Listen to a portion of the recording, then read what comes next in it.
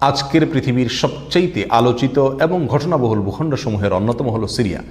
একজন মুসলমানের কাছে মক্কা এবং মদিনার পরে তৃতীয় সবচেয়ে গুরুত্বপূর্ণ এবং পবিত্রতম ভূখণ্ড হলো সিরিয়া। কারণ রাসূল করিম সাল্লাল্লাহু আলাইহি সাল্লামের বহু তাৎপর্যপূর্ণ ভবিষ্যৎবাণী রয়েছে সিরিয়াকে কেন্দ্র করে। আজকের সিরিয়ার প্রাচীন এবং ঐতিহাসিক নাম ছিল শাম। এই শামকে কেন্দ্র করে যতগুলো বর্ণনা হাদিসের কিতাবসমূহে পাওয়া যায়, সেই শামের সীমানা অবশ্য আজকের সিরিয়া থেকে বেশ খানিকটা বিস্তৃত এবং বড় ছিল। সিরিয়া, জর্ডান, ফিলিস্তিন এবং লেবানন এই দেশগুলো মিলে ছিল তখনকার শাম। অবশ্য তখনকার শামের সবচেয়ে প্রধান এবং বড় অংশ যেহেতু আজকের সিরিয়ায়, সেই জন্য সিরিয়াকেই সাধারণত শাম বলা হয়। শাম বা সিরিয়ার প্রধান এবং অন্যতম বৈশিষ্ট্য হলো যুগে যুগে আল্লাহ সুবহানাহু ওয়া তাআলার পক্ষ থেকে বিভিন্ন নবী রাসূল যে সারা পৃথিবীতে এসেছেন, তাদের সবচেয়ে বড় অংশ এবং সবচেয়ে বেশি সংখ্যক নবী রাসূল এসেছেন এই শাম বা সিরিয়া।